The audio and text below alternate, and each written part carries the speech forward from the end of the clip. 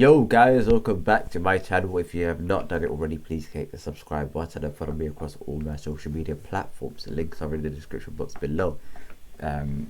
Also click the subscribe button. I think one of my last couple of videos, like 99% of you guys were subscribed. I think I might say it throughout the video, so if you guys can subscribe, that would be absolutely amazing. We're this close to 200 subs. Let's just whack it. Yeah, like we're chopping and what's it called, the chopping board, and let's get this shit cracking. Boom. Jake Paul versus Tyron Woodley. For me, going into this fight, I had Jake Paul winning. The reason why I have Jake Paul winning was pretty much precise reason as the reason why he actually won, was the fact that Tyron Woodley himself, albeit he's been in MMA, for how many years, like what, 15-20 years in MMA, a veteran and five-time UFC world champion, a Hall of Famer, and in UFC it's not like you lose how do I say it, even if you're on top, like anyone could be anyone, and a lot of the people who are at the pinnacle often have quite a few losses on their resume. But nevertheless, he's a great MMA fighter. He's been inducted to one of the Hall of Famers. So his pedigree in the MMA sphere is absolutely immense. And that showed this week when I said to people, oh yeah, like, and what's it called? I think Jake Paul might knock him out round 2. And bruv, you would have thought I was talking to One Directioners. Yeah, they were on my neck. Yeah, shout out Chip. Yeah, they were on my neck. Like, literally, they were like, no, but you're talking nonsense, you're talking was, bro. I think you're rough. You man are like, yo, it's a cult around here, big man thing. I don't know what I got myself into. But personally, the transferable skills from MMA to boxing isn't as great as somebody who's trained in boxing for 3 years. A novice who's been trained boxing for 3 years and an MMA fighter who's been training for quite some period of time, the novice has the slight advantage because the boxing fundamentals is the reason why Tyron Woodley lost. Coming into like round 1, 2, 3, round 1, 2, let's say, yeah, round 1, 2, 3, and also from round 5, 6, 7, and 8. And the thing is with Tyron Woodley, he came out in little spurts. So that's why I don't want to give a whole round dedicated to one fighter and a whole round dedicated to another fighter, because Tyron Woodley did come out in little pockets, and it's very difficult to gauge which specific round it was because he was like all over the place. But what I've noticed throughout the fight is that Jake Paul kept him on the outside, kept him on the jab, kept it moving, and in MMA I've come to the realization that they don't often use a stiff jab. I think I was watching a video the other day of DC and Daniel Cormier, who he taught Khabib how to throw a jab, and this was like whilst they were like at their pinnacle, and I was thinking, fam, like in boxing you will not get to the pinnacle without knowing how to throw a jab.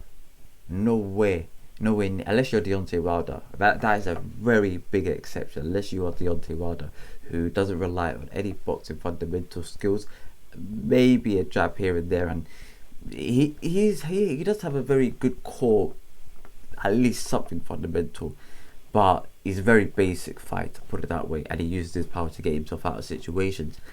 In MMA, they don't often rely on that sort of jab, and what you notice that with Tyron Woodley, whilst he was attacking Jake Paul, is that he's, especially in the earlier rounds, the calibration of him and his opponent with regards to the distance was pretty much all over the place.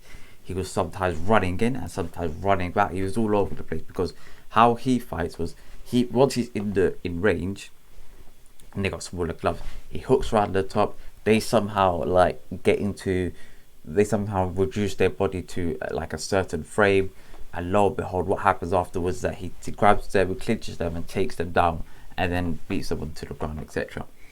In boxing you can't do that, and you've even seen it with a couple of the moments where he grabbed him and he he holded him with regards to like clinching him, and was carrying on like punching and exerted so much energy. Whereas boxers at the highest level, probably, unless you're like Derek Chisora, where once someone's clinching, you might just like little tap here and there just to show who's boss. A lot of the time, they don't actually throw punches on the inside like that. And literally, he was like putting his all into it. You're thinking, fam, like, you don't need to do that. You don't need to do that. He didn't use his physical advantages against Jake Paul, and this is something that if you was a boxer, you would have probably learned. Is that his reach, his height is less than Jake Paul's, which basically how he was fighting, he was trying to fight like how do I say, a Joshua Watsi. He was trying to see a little opening, counter punch him, see a little bit hurt, and then finish him off like he's a UFC fighter. You can't do that, man. Like only put like if you could do that if you've got longer reach, like if you're a Buatsi. But if you're a shorter fighter, it's very difficult to do that. So because of his short reach and short art, like because he's a lot more like physically smaller than Jake Paul, his better option was to fight on the inside and beat him on the inside, hooks, uppercuts, etc., which I think he could have done.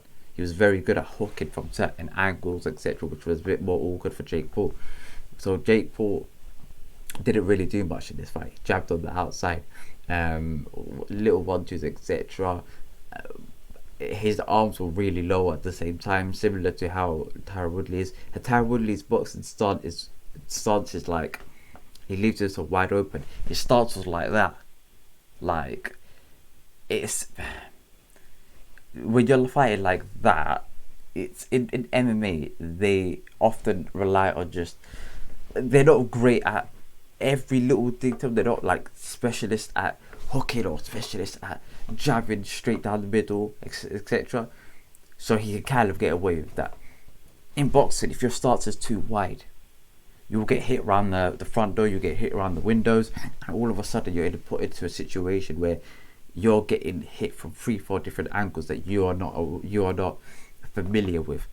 Jake Paul, I remember a moment of time as well on the offensive side of him when he was striking Jake Paul, hit him with a good uppercut, not a good uppercut, like a semi uppercut left hook type of scenario.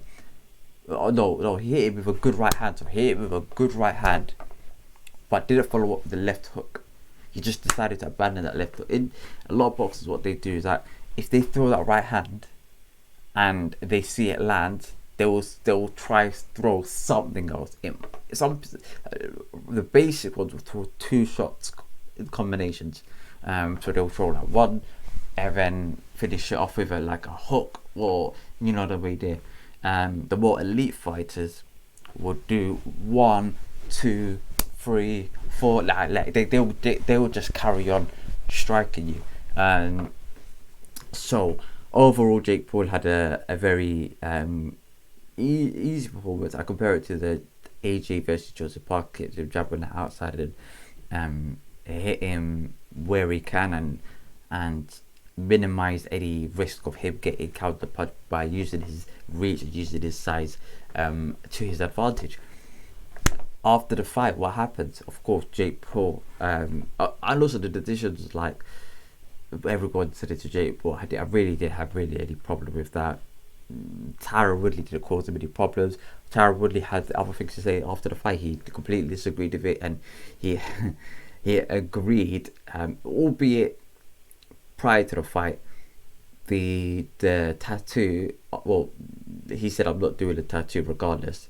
But now he said, "Okay, I'll do the tattoo saying I love Jake Paul on his leg," and said to himself, "Okay, cool. I love Jake Paul, and we're gonna run a rematch." Personally, if I was Jake, I wouldn't run the rematch. It's pointless. Yes, you gain a lot with regards to the pay-per-view numbers, etc. But it's about progression. It's about leveling up. You ain't gonna level up through that way. And he weren't good enough. Like, that guy weren't good enough. I mean, if I was Jake, I'd be like, you know what? Yeah, forget it, man. I mean, imagine if he lets him take that tattoo. And about a couple of minutes later, he was like, "Yo, by the way, I don't really want the rematch, so sorry, gotta go." You know the way it is. Like, if he does that, I'm not gonna lie, he's the biggest joke man of all time. But yeah, like for me, hopefully he fights the likes of Tommy Fury next. Tommy Fury did have a great performance in his fight either, and I'm not even going to talk about it because you know when something's not that good, it's like I want to start off my Monday morning with great energy, it's extreme enthusiasm, etc. And Jake and what's his name? Tommy Fury's performance in his fight against a very short MMA fighter who coming up 4 or 5 weight classes.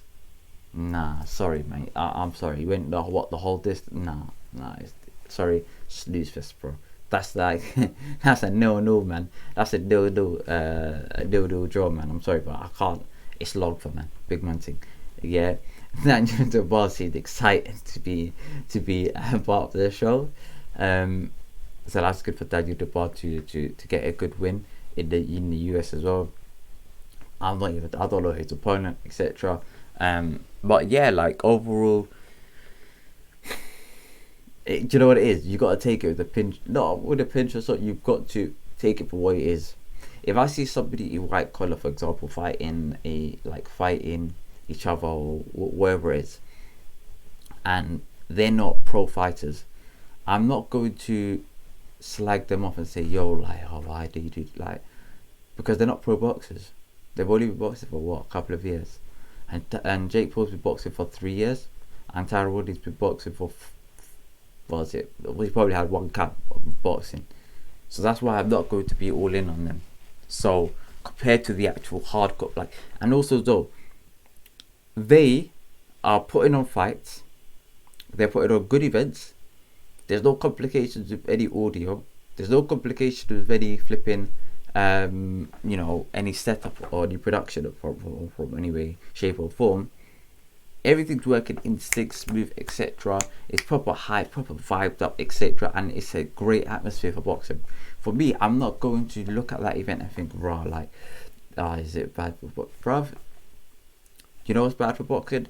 Having multiple different belt holders and having all of those belt holders having a completely separate ranking system to each other. If you've got one belt, you can't be in the top 10 of another governing body for another belt. So basically, they're all just going to work on their own accord. They have multiple different belts: franchise belt, super champion belt, ocean belt, bloody Pacific belt, flipping Pirates of the Caribbean belt, the bloody New York belt, London belt, East Ham belt, flipping Southampton belt. Bruv, big man thing. It's long. Yeah, we need to clean up the sport of boxing before we start talking about external problems. Yeah, we've got to clean up our house before we start moaning about the community centre being a bit messed up. You know what I mean? There. But overall, Jake Paul, good performance from Jake Paul. He gives him a C minus. I think that's fair enough. Because you can see he's capable of a little bit more, but he didn't really show that. He said his legs were jelly as well. Guys, he said his legs were jelly, yeah.